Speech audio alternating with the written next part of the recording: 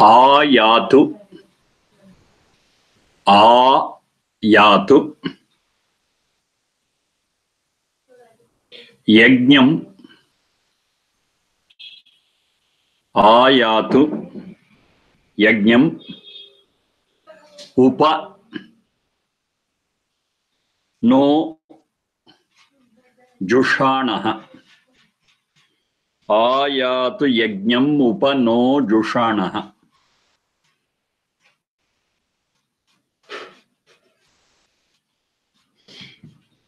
Ayatu yajnam upa no jushanaha. Sha is murdhanya. Jushanaha. Ayatu yajnam upa no jushanaha. Yajurveda 20.38.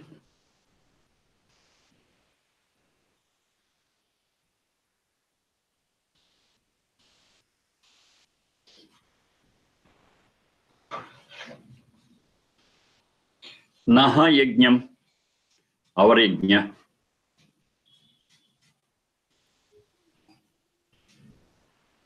Upa, near, close.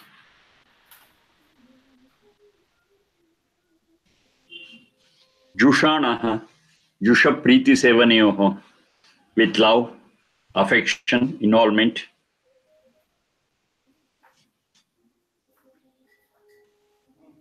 Ayatu, in all respects, let them come.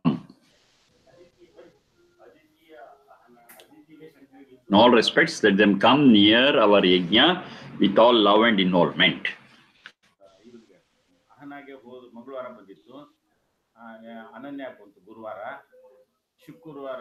That is Yajurveda 20.38. Piece of that. Ayatu yajnam upano jushanaha. Let them come close to our yajna, good deeds, in all respects, with love and involvement. Yajna, not a new word.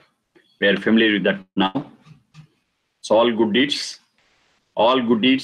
beyond the framework of selfishness, keeping in mind the greater good of greater number, that all comes under yajna, and doing it in the best way possible. And this yajna is something where we expect everyone to involve for the betterment of the whole society and world. We want everyone to get involved.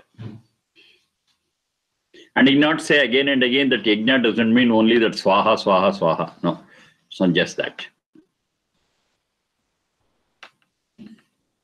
We want other people also to involve in this, come near this, participate in it. It could be of two varieties. One is those who are knowledgeable, who can guide us to do this, and other people who want to learn and get the benefit of it. All of them. All of them. But we want the participation, all of them, not mechanically, not ritualistically, but with love and involvement. That is Jushanaha.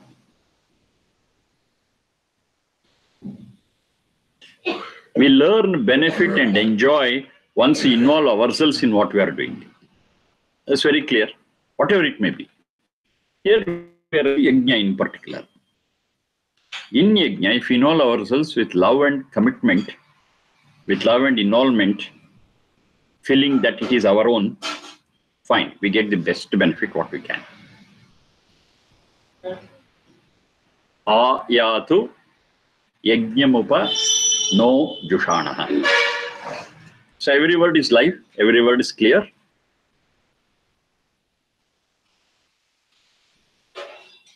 Yajna concept is the best concept what we get in Vedas. It's a very, very important thing. Whatever you do, we cannot improve ourselves or the society around. It's only that yajna mode that will help us out. It's beyond selfishness, continuous learning, moving together. So how do you get that moving together? Yaju Deva Puja Sangati Karana. Sangati Karana is moving together.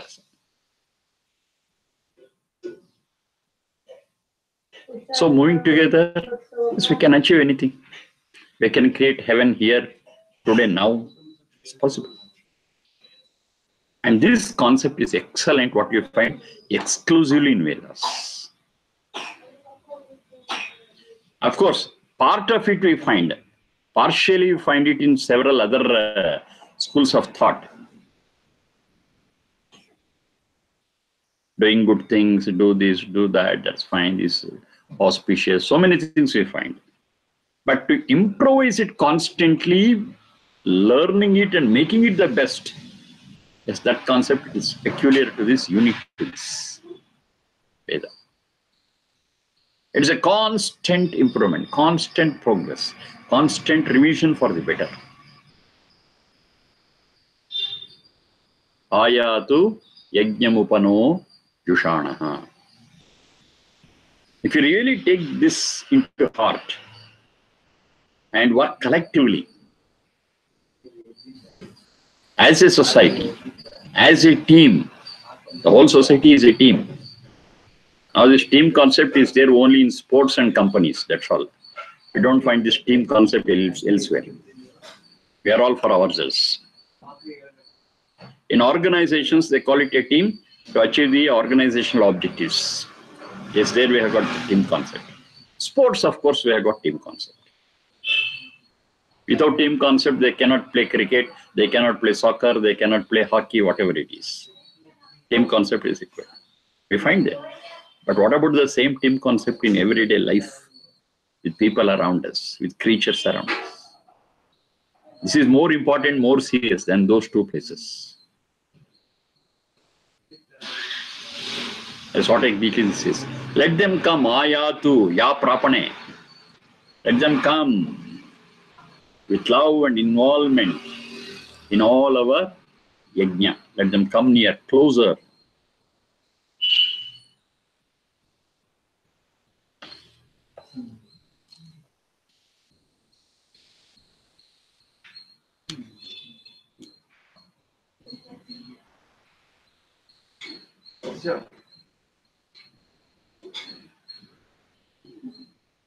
Yuyam pata swastibhihi. Yuyam pata swastibhihi. Sada naha.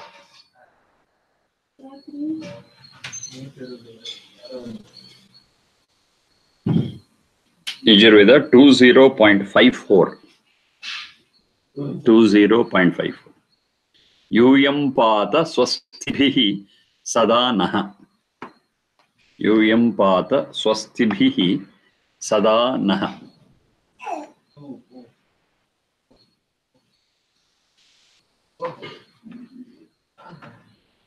Pata, parakshane.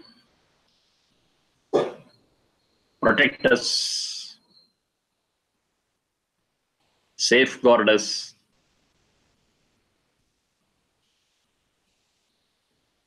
Pata. Swastibhihi. With all that is auspicious, good and beneficial. Swasti, su asti. Su is good, auspicious. Shobhanam. So with all that is auspicious, beneficial, helpful, healthy, righteous, naha, us, protect us. Swastibhihi pata naha. When sada, always. It's not, it is once in a way it is done and got rid of. No, always. Always protect us. It's swastibhihi yuyam.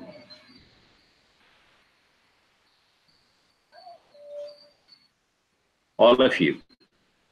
Yuyam. Of course, it is referred to those who can protect, who are capable of protecting, not XYZ. So we do have people around us who are capable of taking care of themselves and also helping others and protecting others. It's for them this is addressed. Yuyam Pata, hey noble people, hey great people, oh brave people, I got a request with you. You always protect us with all that is good and auspicious. Now this prayer has a very, very important implication. When we pray like this, we open up ourselves. That's a very important thing. There are people who are wise and noble and brave, strong. They can definitely guide us. But that benefit we get only when you open up and ask them to help us. If we don't open up, why I should listen to them? Why should take their guidance? Am I not intelligent? Can I not do it for myself? This ego starts working in us. We are closed. We miss so many best things in the world. If you open up and wait for such good guidance, yes, we can enrich our life. How do you interpret like this, or how do you understand this like this? Elsewhere we have got Ano Bhadraha Kratavo Yantu Vishwataha. Let noble thoughts, good things come to us from any quarter, any direction. We want something good. Who gives it? We don't worry. We want what is given. We are interested in what is given being auspicious and good. See, so thoughts are there elsewhere. So based on that, Yuyam Pata Swastibhihi Sadanaha. That is the same concept. We open up, let those people give their guidance, support, and everything, and protect us. Pata Parakshan. We are ready for taking it. Ego doesn't play a role. We know our limitations. And we are able to recognize the better part in other people. We take it. Let them give the protection and let us be protected. That's the ultimate thing what you want. To get protected and be happy. Yuyam Pata Swastibhihi Sadana. So it is a prayer to those who are capable. It's a prayer to those who are wise. It's a prayer to those who are noble. In short, we can say Devaha. Who are ready to give, who are wise. Devohi Vidvamsaha.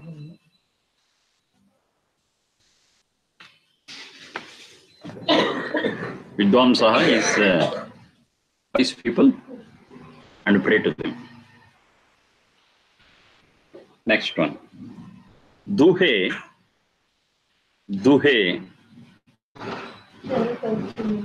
Kaman Duhe Kaman Saraswati.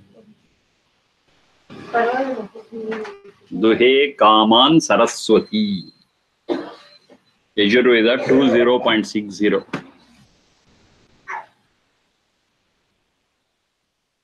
Now the word Saraswati is found in the Veda now what we are seeing.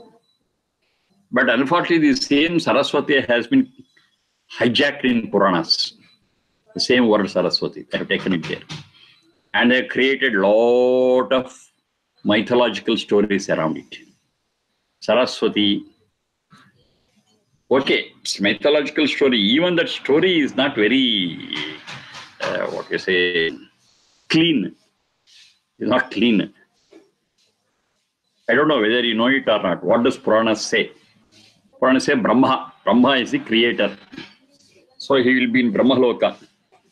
And who created Brahma? Okay, he came from the that belly button of Vishnu. So a Kamala came, in that Kamala came the Brahma. So Vishnu is the father and mother of Brahma. Okay, now what is the assignment given to Brahma? To create. So created, he went on creating so many things in the universe. Please, this is not Veda, this is what we find in mythology and Purana. I'm very clear about it. And once he created such a beautiful lady, so much beautiful she was. that he fell in love with her. Actually, when he creates, she is considered as his daughter. Considered as daughter because it's his own creation. But he fell in love with her and married her, married his own daughter. You see, this is a Puranic tale, what they say. So Brahma fell in love with that beautiful girl, beautiful lady he created, and he married her, and that was Saraswati. Saraswati is Brahma's daughter as well as wife. Something ridiculous. Something ridiculous. Something wrong. Something wrong. Incestuous is what we call it. Incestuous. Incestuous means debarred, prohibited relationships from the point of view of health and hygiene and other things. Even then, if it is done, we call it as incestuous. So that relationship it is there. And we worship Saraswati. We adore Brahma. I don't know how it is. And now this Saraswati, again, she has a form. She sits on one lotus flower. And she has a veena in her hand, book in one hand, and she is a goddess of knowledge. So this is all the story what goes in mythology and Purana. The same word is here, Saraswati. But the word Saraswati here should not take us, should not attract us towards that mythology and Purana. It should be very clear. This is different. That is different. The name in Purana, Saraswati, has been hijacked from Veda. That's not original. The original word Saraswati is here in Veda. And what do you mean by Saraswati here? Swataha Sarati. Swatah Sarati. It moves on its own, it lives on its own, it stands on its own. It makes things move on its own. The motivating factor, the driving factor, that is called as Saraswati.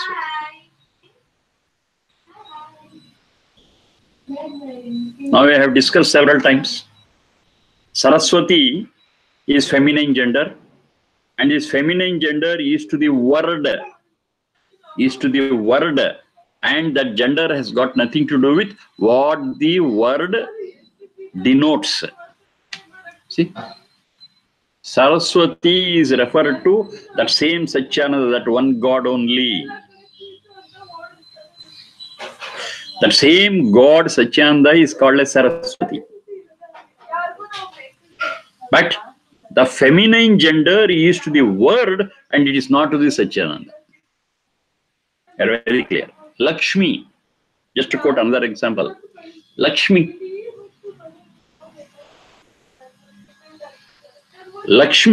is feminine gender. Which is feminine? The word Lakshmi is feminine. But Lakshmi denotes Satchidananda, God, and that God is not feminine. God is above gender. When you are using a noun, we are supposed to attach to that noun case, number, and gender. Without case, number, and gender, a noun will not be complete. It cannot communicate. Simple logic. So, a gender is attached to every word. But that doesn't mean that it refers to the gender of the one which it denotes. No. That is separate, this is separate. It's very clear in Vedic grammar. We should be very clear about that. So the same God who is gender, above gender, genderless, is called as Brahma, Vishnu, masculine, Lakshmi, Saraswati, feminine, doesn't matter at all. Doesn't matter at all. We are very clear that Satchidananda is beyond gender. So, Saraswati is one which on its own is a driving force, motivating force, inspiring force. And that is the Satchidananda. And how it does it? Through knowledge. And we human beings, we have a special feature, special faculty that we are thinking animals. We can think. No other animal on the planet can think as we human beings. They all work just instinctively. But we think and do. These are not my words. In Nirukta Yaska says, Manushya Kasmat. Why a Manusha is called as a Manusha? Manusha Kasmat. Matva Karmani Sivyati. That's the answer. Because he thinks the pros and cons and then acts. He analyzes the pros and cons and finally acts. Every action of his is before that he would have given a thought, preceded by. Every action of his is preceded by thought, analysis. By understanding this definition, if we don't think and act, we are no human beings. If we want to call ourselves as human beings, before doing anything, before any action, a lot of thought for the pros and cons should have gone over, should have taken place. Then only we are fit to be called as, we are worthy to be called as human beings. Manushya, Manajnane.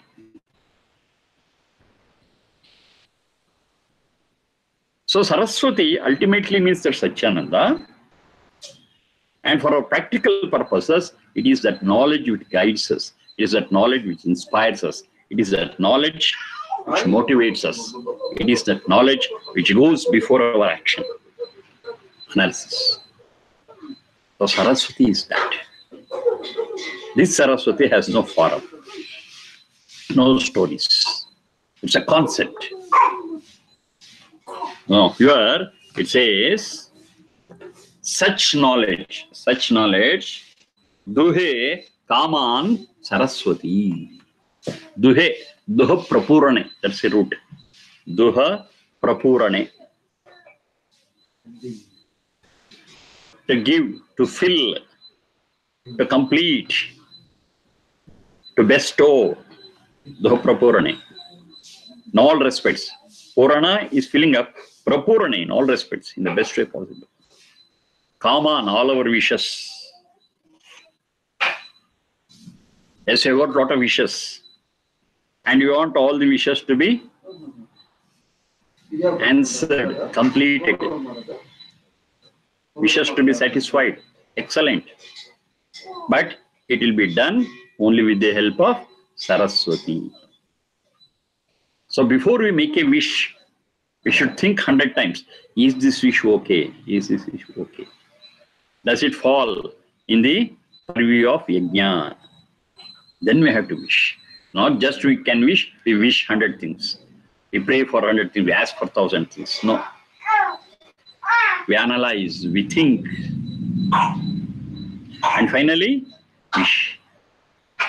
So if our wish is a well thought out wish, well analyzed wish, well visualized wish, and what happens? Kaman, all such Kaman will be duhe, will be fulfilled by Saraswati. Saraswati is God in the form of knowledge and guidance and awareness, conscience. That is Saraswati. Now Saraswati will come to our aid and it will help us out to fulfill all our wishes. What is the condition? Terms and conditions apply. That's always there.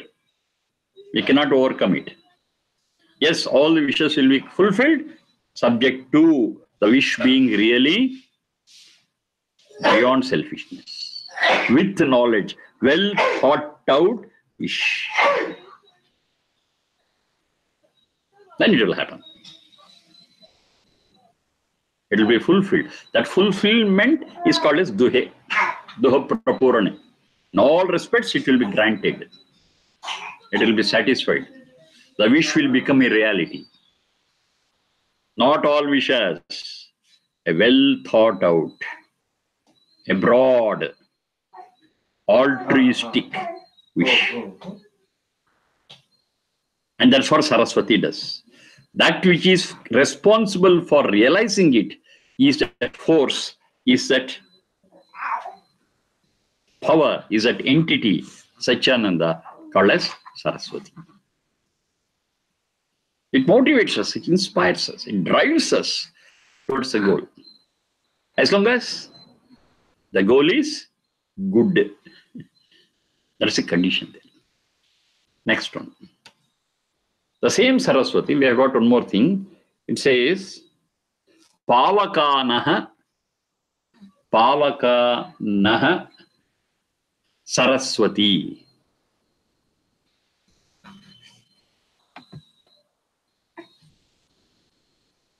Pavakanaha Saraswati. Yajurveda 20.84. 20.84. Pavakanaha Saraswati. Pavaka, poi pavane. Poi pavane. The one which purifies us. The one which removes all the unwanted things. The one which cleanses us from the kusamskaras. That is Pavaka. Pavakanaha Saraswati. That Saraswati is the cleansing factor of us. Definitely this is not referring to cleanliness external, cleanliness physical. It is referring to the cleanliness in the spiritual sense. Pavakana Saraswati. Analyze, think well. Yes, your soul gets purified. Simple. We are all a mixture of kusamskara and susamskara. We have got good things also in us. When I say in, it is at soul. We do have some negative aspects in that. But we are not supposed to, as human beings, to continue the same mixture. As human beings, it's possible for us to manipulate, to remix whatever we have got, the samskaras. So here, we remove the kusamskaras, we diminish the kusamskaras, and enhance and enrich the susamskaras. This is what is called as Pavaka. That is the one which purifies. We do have such a thing which does this job. And what is that? That's nothing but knowledge, the realization of truth. That's nothing but Saraswati. Pavakanaha Saraswati. That Saraswati, that awareness, that realization of truth, facts, yes, that is capable of removing our kusamskara and enriching our susamskara. That is a purifying factor. Without knowledge, without analysis, without realization of truth, nobody can become better. Very simple. Nobody can become better. I am where I am. I don't think. I do things mechanically. I do things instinctively. I follow somebody, look at someone and do it same thing. It's all right. That's what is happening around us. But does it take us anywhere? That's a question. No, it doesn't take us anywhere. On the contrary, it will degenerate us. But conscious, deliberate effort to think and analyze and realize the truths, we cannot progress. We cannot improve. We cannot develop. This is what is required. Pavakana Saraswati, and the best thing to whom we can take resort to, that is Saraswati. Take resort to Saraswati, take recourse to Saraswati, and you are saved, you are purified. Because lot of analysis, lot of understanding, lot of realization is there when we take recourse to Saraswati. Once again, I repeat, this Saraswati is the Vedic Saraswati and has got nothing to do with, in any way, with the Puranic Saraswati.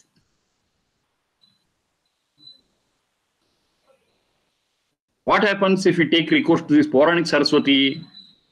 In Navaratri, we have got one day called as Saraswati Puja. Maybe Shashti or Saptami or some day. Keep all the books, worship them, prostrate before them. Once it is over, pack them and put on the attic. Over. That's our Saraswati here. No, that will not do it. Worshipping a book will not give us knowledge. We have to read it. Even reading will not help us. Experiment it, experience it, analyze and think. Then we get the benefit of knowledge. And this process is what is called as Saraswati here in Vedas. Whatever we find in Vedas, they are all very rational, clear, straightforward.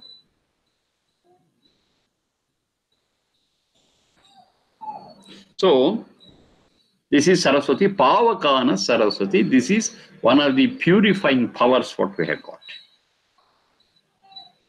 And there's nothing but Satchidananda's power, or Satchidananda himself. It's okay.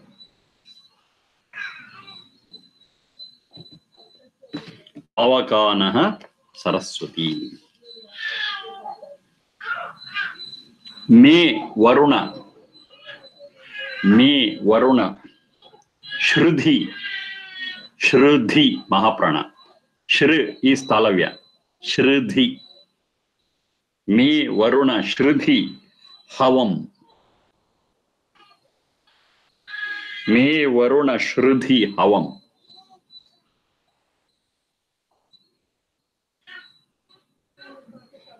Yajurveda 21.1. Me Varuna Shruddhi Havam. Shruddhi, Shru Shravane. Shruddhi, please listen. Lend your ears. Shruddhi.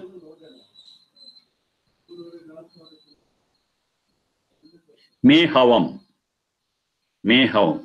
My call, my prayer. Havam. Hoy Ahwane. My request, my invitation, my invocation.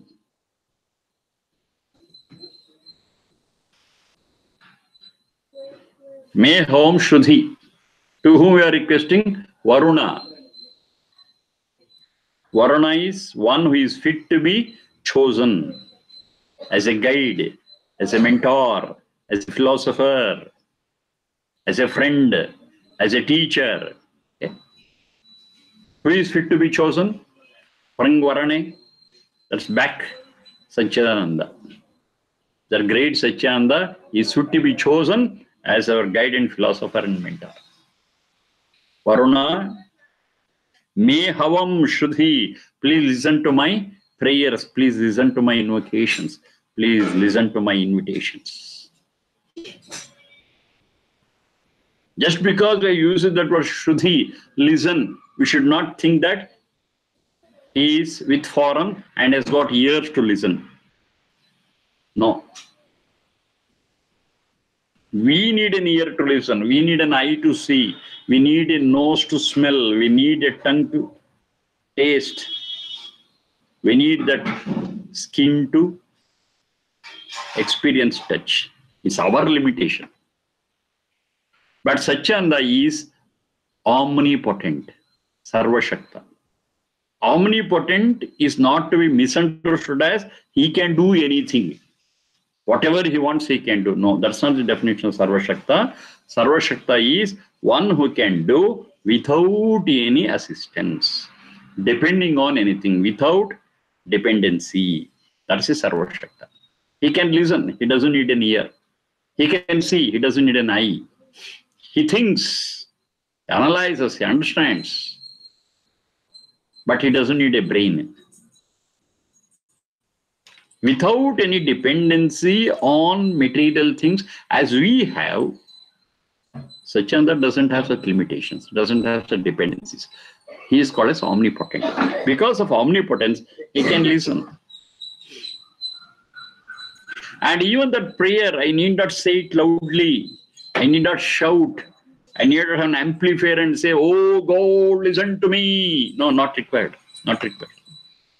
He is everywhere. He is in me. In my innermost self. If I say, oh God, listen, he is able to listen it. As clearly as anything. He's there. I cannot make a show of it. That's what we do generally. We have an amplifier, sing, dance, bhajan, this and that, everything. All external. But internally, are you involved in it? Most of the time, no. But this is an internal call. It's an internal call. And this internal call, he will immediately listen. Immediately.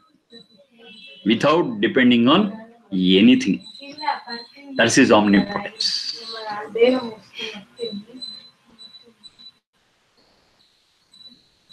But the one thing is, internally, wholeheartedly, we should call him. It need not come out as a sound, not necessary. See, it's so easy. You have to call him through sound. What are the limitations? Those who can speak can call him. What about dumb and deaf? They cannot. There are so many people who have got some problem with their throat. They cannot call. What about their prayer? We don't think about all such dimensions at all. Because we are able to speak, we are able to chant, we are able to call, we are able to sing.